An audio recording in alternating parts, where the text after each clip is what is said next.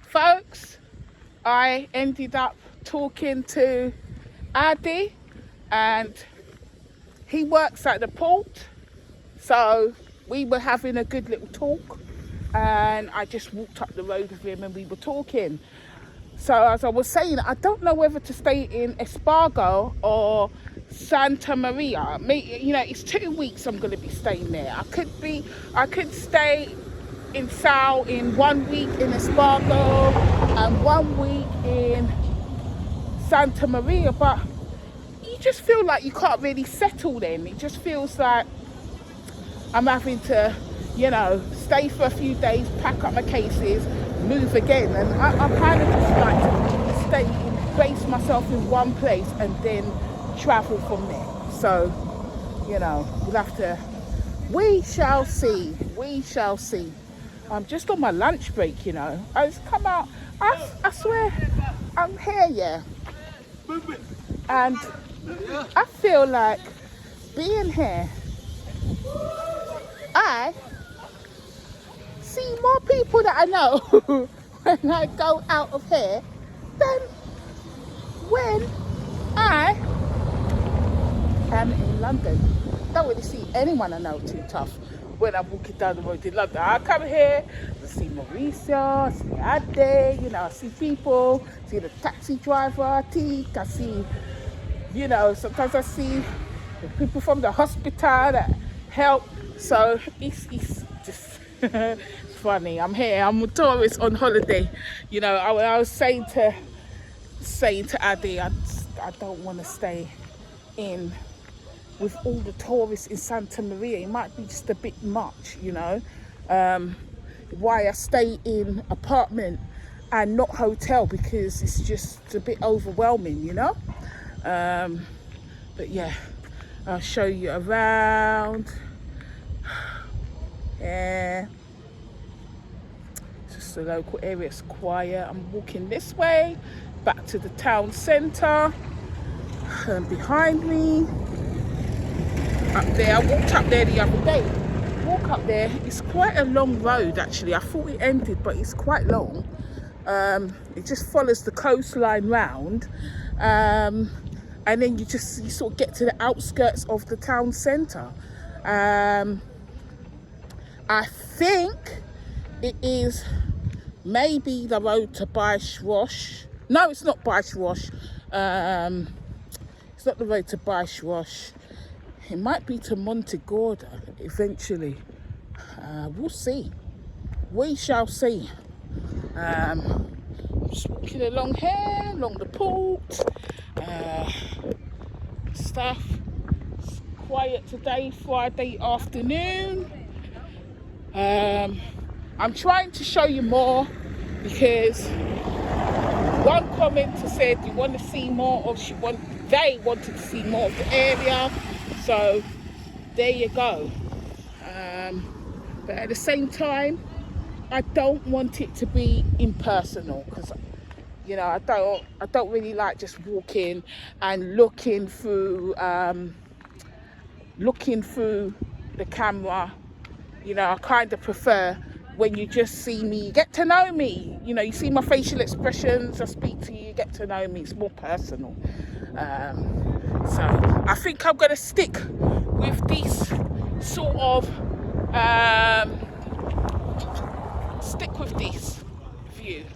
point of view, so to speak. But I will kind of turn the camera to the side so that you can see while I'm walking, and turn it around so you can get a good view of other things if you miss them. It's very warm today, so I would say, thinking about the weather in all of the islands I've visited so far, the best weather is Fogo, number one. Definitely the best weather, hands down. It's warm, it's not too much wind. You don't need no kind of jacket at any time. It's always blue skies. None of this like this now. If there is some cloud, it's gone by 11 a.m. out of the sky and it's just blue like that. You see how it's funny how this side there's absolutely no clouds in the sky, and then I turn it around this way and look upon the clouds. You know, it's what it is. Here's the backdrop behind me. You know, it's nice, really nice. This is quite a dry island, to be honest. Quite arid in comparison to Santa and Tao and Fogo. But yeah, Fogo is the best weather, hands down, without a doubt. Fogo.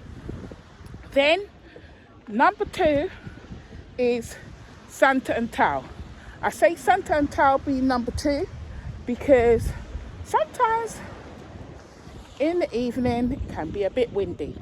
But you can walk without a cardigan. But morning and evening it can be a bit windy. So, but the weather's good still.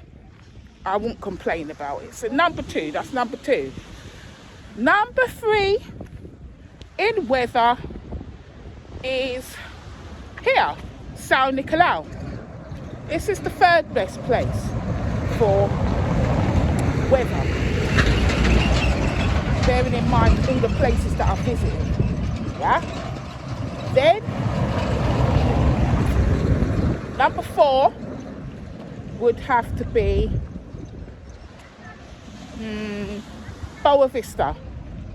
That would be number 4 after here, because São Nicolau's got better weather than Boa Vista, consistently, you know.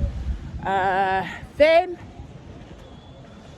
number 5 would have to be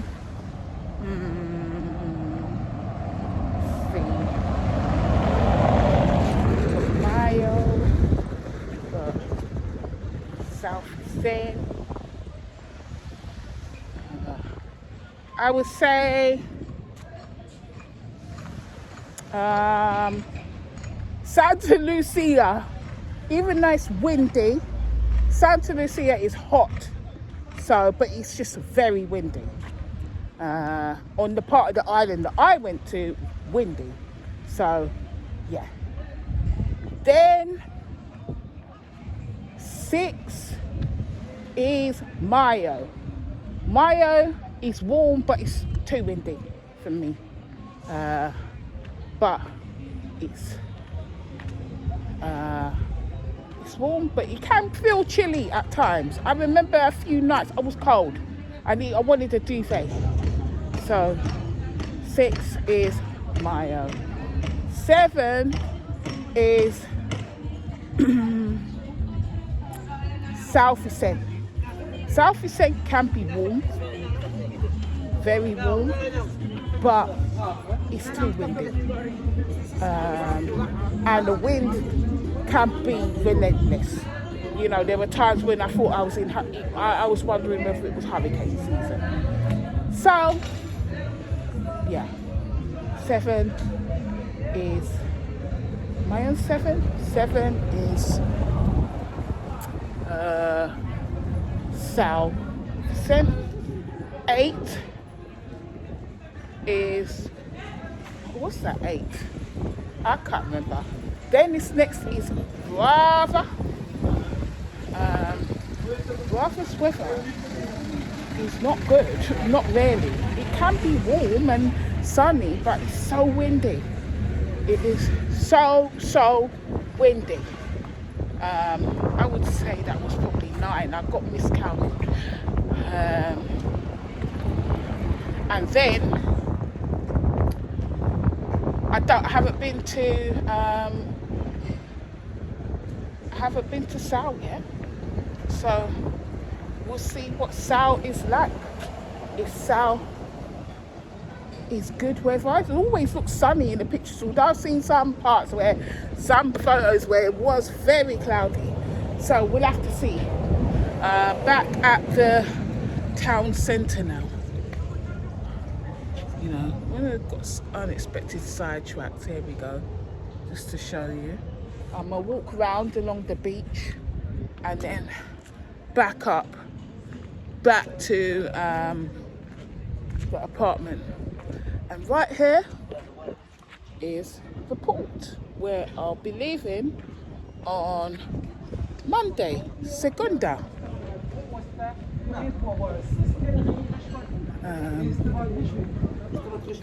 Nice breeze now. Work is a bit busy at the moment. Got a lot of stuff to do as I'm off on Monday because of the travel. So yeah.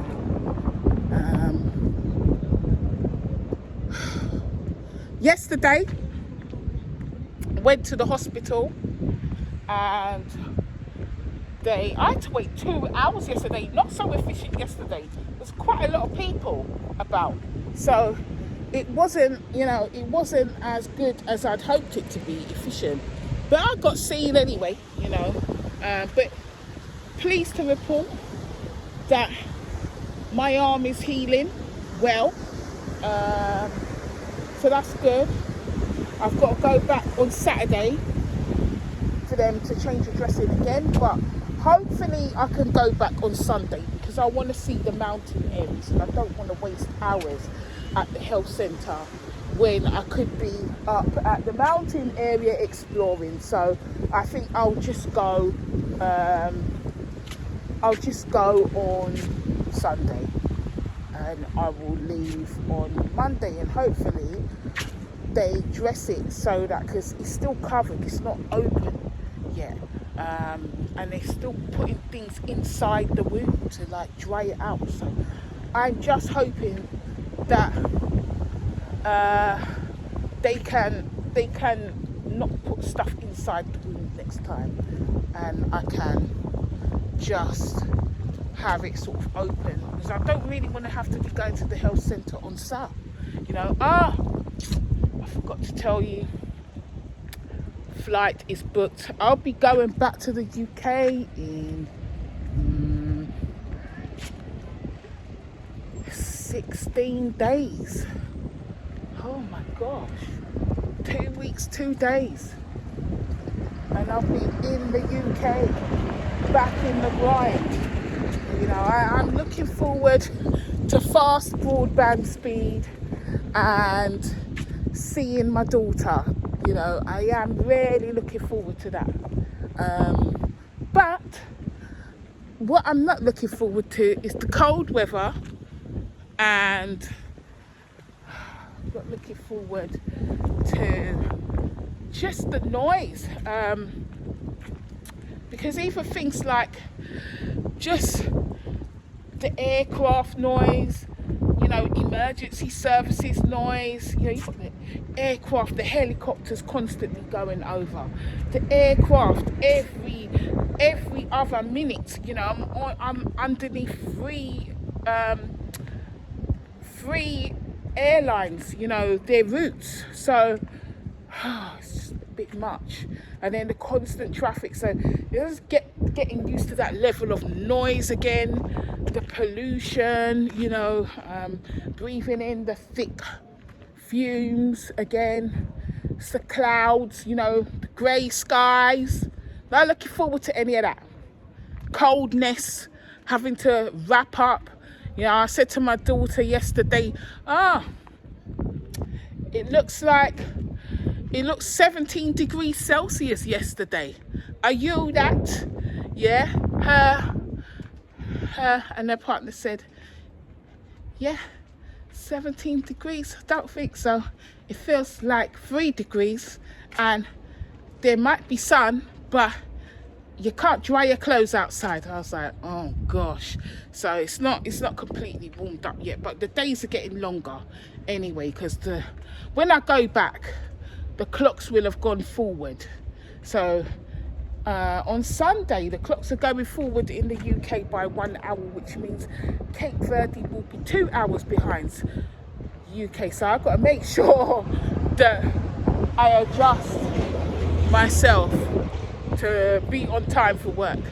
Look at my backdrop here. Look at that. So nice. It's back again, town centre. There's the port there. Supermarket here.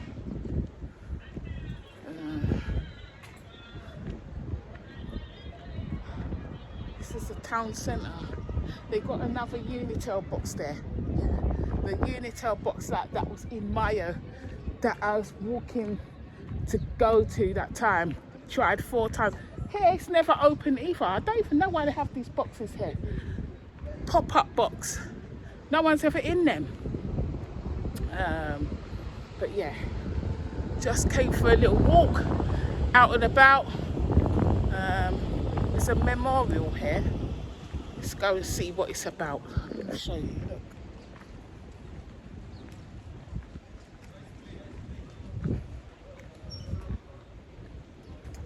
Oh, memorial. Look. Memoria di Giulia Fiorini. 1923 to 26th of Jan 23 to 22nd of Jan 2007. Okay, you can see a memorial for this guy. Looks a little bit like Fidel Castro. But yeah, this is the main square, but it's so quiet. There's hardly anyone here ever. It's the main square area. But what I do like is that you've always got like the backdrop of the mountains around, or you know, on one side, and then you've always got the sea. You can see it briefly there on the other side. So I better get my ass back before Linda starts blowing off my phone. She's meant to help me do something, and this woman said to me, I asked her about 11:30 midday to be able to help me on something which she dealt with while I was away, when I was off ill, and she left it for me, you know, to pick up, and I don't know how to reconcile some stuff. She's like, yeah, I'm just on the call, I'll call you afterwards. I don't know what kind of call this was, Linda. Like 2 hours later and you still haven't called me back, and your light is green on Teams, you know, available. She is something else. And then she got the cheek to be messaging me, you know, ringing me randomly at times, and then on our one-to-one talking about how I don't pick up the phone when she calls me. You know, I don't respond immediately. When she don't respond, you know, she don't even respond. I said to her, I'm going to lunch at 2 o'clock, because I was waiting for her to come back to me, and she didn't. So that's what it is. But yeah, on a positive note, what am I looking forward to going back to the UK? There's a CV telecom shop, and then these cars here, if you see them and there's someone in them, they will top up your credit on your phone. They will, you know, if you're CV Movil, CV Telecom, they will top up your credit on your phone. You give them the money and they'll do it for you. But yeah, there's a shop there. Someone's in there, so see, might be open now. I don't need them right now. Got some empty building here. I don't know what they're doing in there. Some stuff over here, people selling, I think.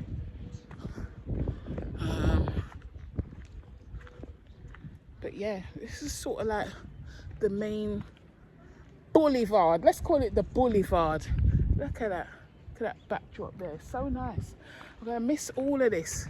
You can see it all around me here. I'm gonna miss it, man. Really miss it. But yeah, what am I looking forward to going back? High speed fibre connection, definitely, because I was meant to be creating some other content for something else that I'm doing, but it's just not been possible, not really been viable here. to do it consistently because of connection speeds and stuff. So I've been looking forward to that. I guess looking forward to conveniences of technologies and stuff. That would be good. And high quality food from the farm and stuff that I can get easily, you know. Looking forward to that. Most of all, though, is seeing my daughter. Definitely. It feels, in some ways it feels like a long time that I haven't seen her, but in other ways, no. It doesn't feel like a long time because I speak to her regularly. We speak on WhatsApp, you know, video calls and messages. So I'm in regular contact with her almost every day. This is my backdrop behind me. Well, in front of me, should I say. There. Front drop, not backdrop, front drop. You see?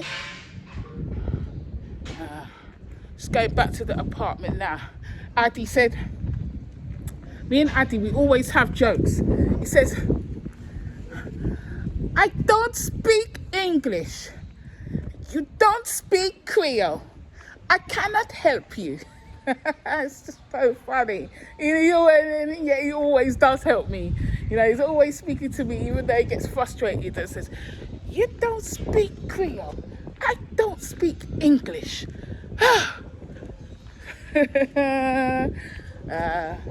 But we find a way to communicate, you know. When you get on with people, when you've got good energy with people, then it sort of doesn't really matter whether you speak their language or not. You find a way to communicate. You do. So I feel like communicating with him is more descriptive. I have to describe things to him and then he understands. It's like a mixture of description and sign language and bits of Creole. And his English is better than my Creole though, but you know, we mix it up and it works. So here, behind me here, right, this probably is an area, over here, probably an area for a house to be built at some point. It's just a gap here, but I think it is, because it's definitely not road. And basically, this is the area that men like to piss, the local pissing ground. Charming. And I see them pissing along here as well. Although up this beaten track, up there where this guy is walking, it leads to somewhere, leads to some sort of housing, because I see people walking from there. So there's definitely a neighbourhood or whatever round there. But here's my beaten track. You see this little beaten track here, yeah? From off the road. You don't, just forget one thing, when you come to Cape Verde, don't just forget, ladies, no, you don't need no heels here. Just bring 3 good pairs of flip-flops. Like flip-flops, 1 pair, and just flip-flop sandals, like Birkers, for your others, and you're good. You don't need heels, because most of the roads here aren't paved like that. I mean, maybe in Sal, but even when I was in Boa Vista, yes, you got paved areas and that, but it's cobbly, like, you know, it's that sort of cobblestone, and it's not neat cobblestone like in the UK, so you just don't want to, it's not comfortable. It's not going to be comfortable or practical to wear heels, so just flip-flops, sandals, that's it. Comfortable sandals with hard bottoms, that's all you need. Look, here's my pothole here in front of my property. Look at that, man, big ass pothole there. And me, I am on, let me see, oh, it's only 1 more floor above me. But yeah, mine is the 3rd floor up. That's where I am at. See, what? It's 2 o'clock CVE time. It is CV time. It's 3 o'clock in London, so I better go back in for Linda has a heart attack or something. So see you all later. Like, share, comment, subscribe, my folks.